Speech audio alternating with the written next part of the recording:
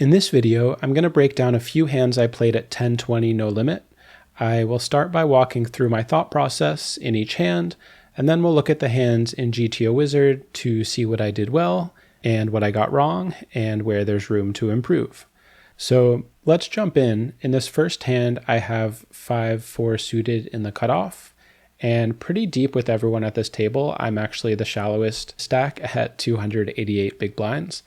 But I raise it up to 3 big blinds and the small blind 3 bets. And I think at this stack depth, we have a pretty standard call. We get to a flop of 6-5 deuce two-tone. And my opponent here goes for like B30, it looks like. If I were out of position here, I would probably just play a pure checking strategy. It's a board where in position has more sets, and it's also a low dynamic board, which favors position. And on top of all that, we're quite deep, which also favors position. So I feel like pure check has to be fine, but we do face a B30 here. And I think against B30, I want some small raises, obviously with some sets and nut flush draws, sort of for value and some overpairs some of the time. And I thought 5-4 suited sometimes gets in there as well. 5-4 spades is probably a higher frequency raise, but I rolled for a raise with this one, and I did go for the small raise, and my opponent called. Turn is the king of clubs, and even though it's a card that's a bit better for out of position than in position, I don't really think out of position should get leads here, and so our opponent checks to us again. Here I wasn't sure if I wanted to barrel. I could see it being kind of nice because we can get higher pairs to fold with a big bet, and sometimes we even get called by worse, specifically by a few combos of nut flush draws. And of course, we have some equity when called with the gut shot, 2 pair, and trips outs. And also denying equity to 2 overs plus a flush draw like Jack 10 of hearts is really nice. Those kind of combos probably have to fold against a large bet here. So I could see barreling being good, but I did decide to check back here, interested to see what the solver thinks here. We obviously do have showdown value, so I could see an argument for checking back as well. The river is the queen of spades, which is quite a good card for out of position, especially after we check back turn. Our opponent can obviously have pocket kings, pocket queens, king, queen suited, ace, king, ace, queen, all this kind of stuff. So my opponent goes for, it looks like B75. Here I had a decision, and sort of all 3 options were initially on the table for me. I was trying to think of my best combos to bluff catch with, and I think King 10 of spades and King Jack of spades are sort of the obvious best choices because I could see myself raising those combos sometimes on the flop and sort of checking back turn and getting here this way with that stuff. And then if we ever raise flop with ace queen and get here this way, I think that would make a reasonable call as well.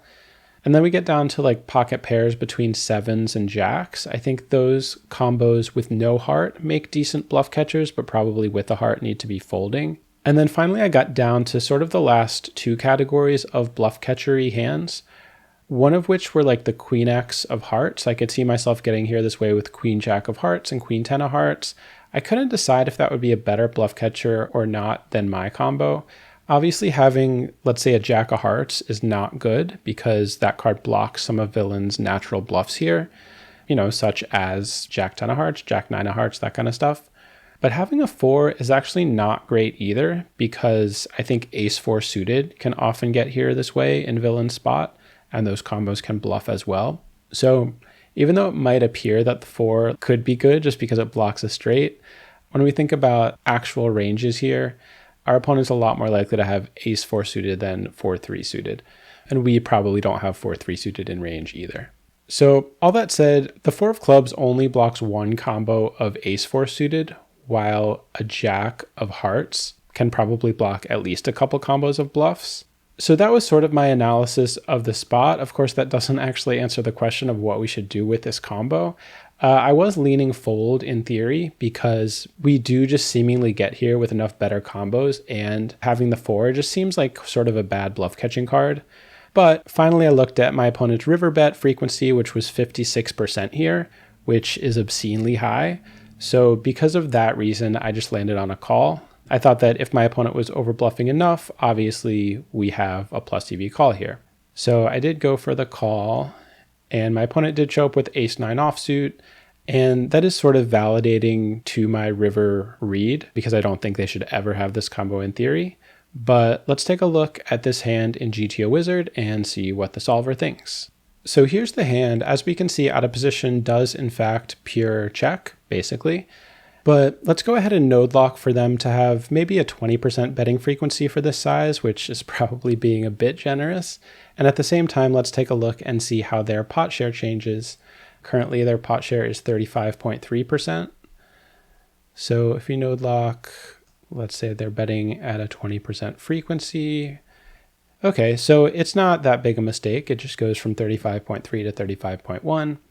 Who knows how often they're actually betting here? Obviously, the less frequent, the better. So they do go B30, and it looks like we do want a small raise at about 18% frequency. If we look at our 5-4 suited combos, yeah, it looks like spades gets in there quite a bit, and then clubs and diamonds can occasionally raise. I chose to raise a third of the time. Seems like that's slightly too often, but not a big deal. It's also worth noting that sets mix and pretty often just call. And so probably we could implement a strategy of raising sets a bit more often. And of course, that would lead us to raising other parts of our range a bit more often as well. But we go for the raise and my opponent calls. Turn is the king of clubs, and I was quite curious about how this spot works. Small blind checks to us pure, and it looks like our c-bet size here is B100, which makes sense. Obviously, the sets are going to keep betting for value. These pocket pairs with a good amount of showdown value are just going to check back. Our king X can kind of mix between bet and check. And then finally looking at our combo, 5-4 suited. Yeah, it looks like it mixes pretty evenly between bet and check. So again, I like betting for sort of the reasons I explained. Checking makes sense too. We have showdown value and equity and don't want to get raised. I think in game my mix was a bit off. I believe I chose to usually check this one and occasionally bet it. And it does look to be more like a split, but doesn't really matter. I think what's important is kind of being aware of the benefits of both betting and checking with this kind of hand. So I check back, and the river was the queen of spades. And it looks like the solver wants out of position to have two sizes, a B25 and a B100 size. Since my opponent went B75, I'm going to kind of assume that is their only size here.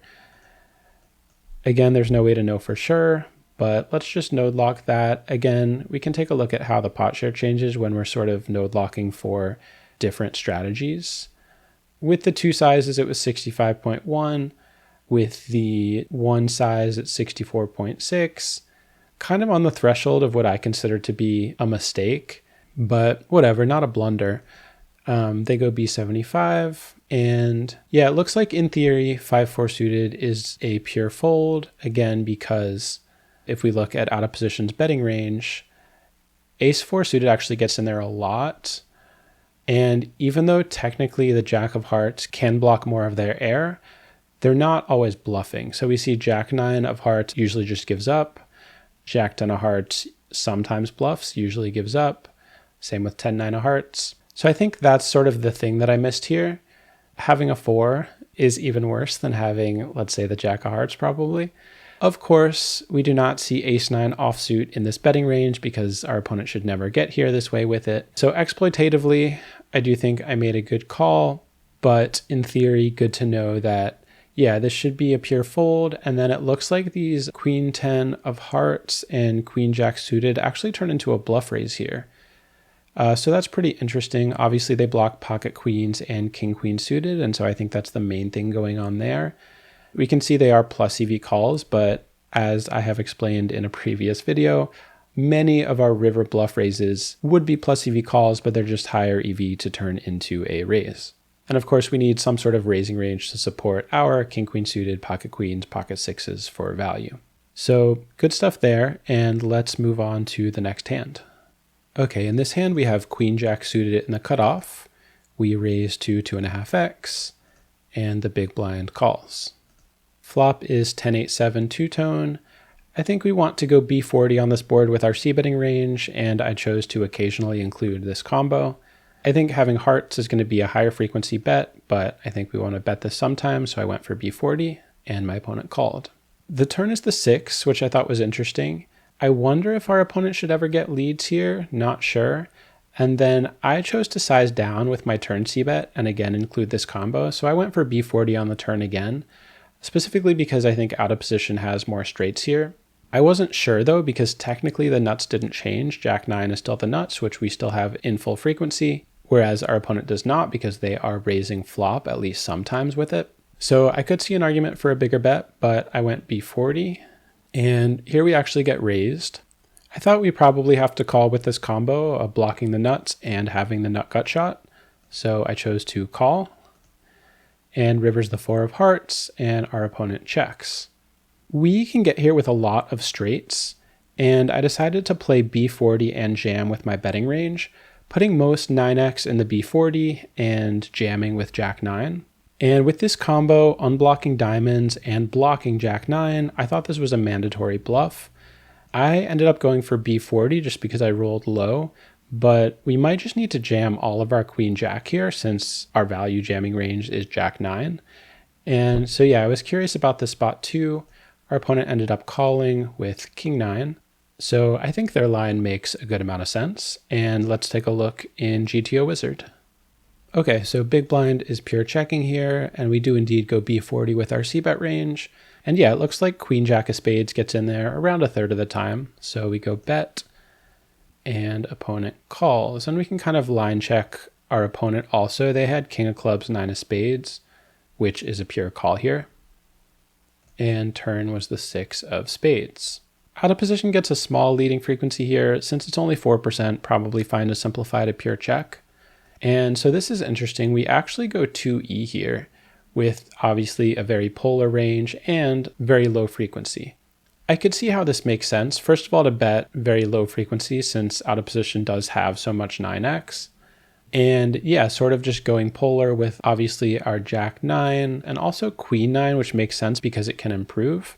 And then it looks like bluffs are coming from sort of the bad boy corner here, the ace 3, ace deuce, king 3, king deuce. Some flush draws, some under pairs. If we look at our combo, it looks like we can bet occasionally with queen jack of spades for this overbet size. Obviously need to be careful not to overdo it here. So yeah, this is a cool takeaway from this hand. I want to check a couple things. First of all, let's see how our pot share changes by going for b40 with our betting range. Right now it's 47.1. And it goes down to 46.7. So again, not a huge EV difference, about 0.4%, but probably significant enough that I do want to sort of shift my mindset in this spot. Another thing I want to look at is if the turn were, instead of the 6 of spades, let's say it was the jack of spades, which in addition to bringing a lot of straights for our opponent also changes the nuts. Okay, so here, sort of what I thought was going on is going on to an even greater degree. Here, our turn c-bet size should actually be only b25, again, since it is such a texture shifting card. But let's go back to the 6 of spades, and let's also go back to cutoff betting b40 because that's what we did, and so that's how we're going to analyze the rest of the hand. I think my opponent raised a bit bigger than this. So first of all, if we look at sort of their king 9 offsuit combos, they're never raising their exact combo. Occasionally king 9 off can get in there, but they do go for the raise. And yeah, it looks like we have a pure call with queen jack suited.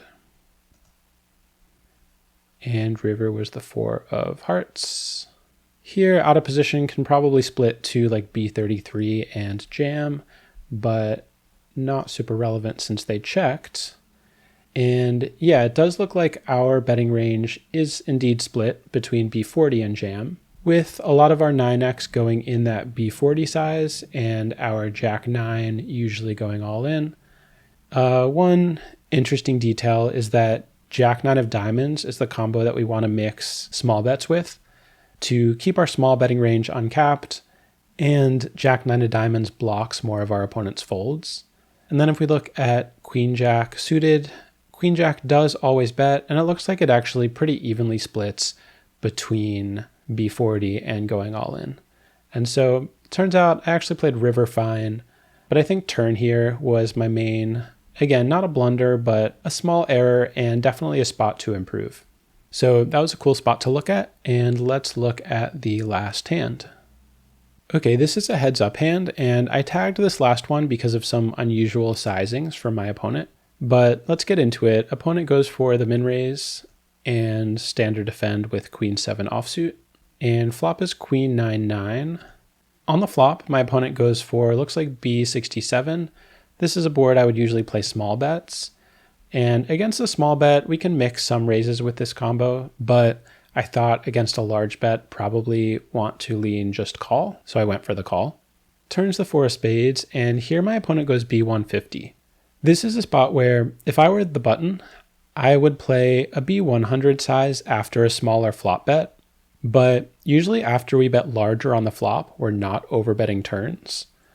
So I was sort of surprised to see this size, but versus b150, a queen with no spade seemed too strong to fold, so I called again. And the river's the 9 of diamonds. On the river, I briefly thought about leading here because I think this card gives us a range advantage, just because it blocks some of the quads that our opponent is betting with on the turn. But I decided to pure check because villain's turn b150 is so polar, so we obviously want to be checking into that sort of a range. So I do check, and here villain goes b150 yet again. Here, I decided to fold my low queen x suiteds that don't block any of villain's 9x pre. So if we had queen deuce of hearts, let's say, which we certainly get here with, probably that would be a fold just because the deuce does not block any 9x combos because my opponent's not opening 9 deuce offsuit pre. Whereas the 7 does block my opponent's 9x because they are opening all of their 9-7s pre-flop. So that's sort of how I chose to split my queen x calling range here. But I wasn't sure about it. That said, I did click call, and my opponent did have 9-5. So let's take a look at the solver. All right, so here the solver gives in position a b25 for their c-bet size, but let's go ahead and change this to b67.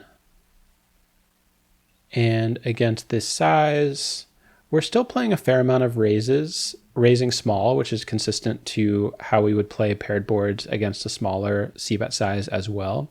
And if we look at our queen 7 offsuit combos, they do occasionally get in there with a raise, but usually just calling. So we go for the call, and the turn is the 4 of spades. And yeah, here it looks like in position's best c-bet size is b67. However, let's modify this again to b150.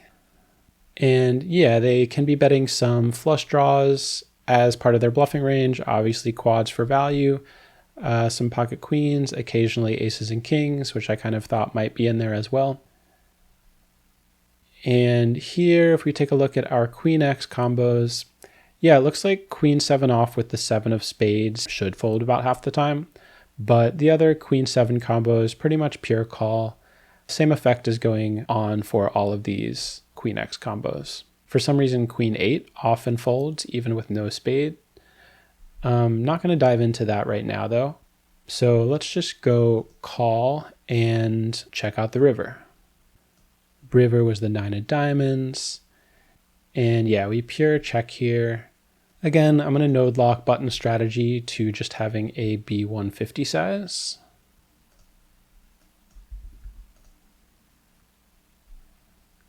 So they go b150. Now let's sort of take a look and see how my idea was. If we look at the queen deuce suited, queen 3 suited, usually folding these combos. If we take a look at queen 7, also usually folding. It's pretty much just a pure bluff catcher here, and seemingly we have enough better stuff, i.e. quads, to continue with here. And so yeah, while we do have to call some queen x to not be over folding, I probably was over calling in this spot. So definitely a mistake here. Probably the lesson is to think more critically about how many quads we actually do get here with, and of course, how we do need to defend pretty tight versus a B150 bet size. One sort of goofy thing that's going on here is that with our quads, this output is just saying there's no EV difference between raise and call, just because apparently our opponent is never calling with worse when we do raise. And so sort of the way solvers work is that they sort of run infinite simulations until it reaches something close to equilibrium. And so equilibrium here is just that since we can't really have any bluffs in a raising range, and the button is never going to call with worse than quads when we do raise, it actually doesn't really matter if we raise or call with quads. Obviously, in practice, I would pure raise just in case my opponent ever has aces and calls or pocket queens and calls or whatever. But yeah, just sort of funny to see this here. And with that, I will wrap things up. Thanks for watching. If you want more solver-based cash game strategy, subscribe to the channel, and I will see you in the next one.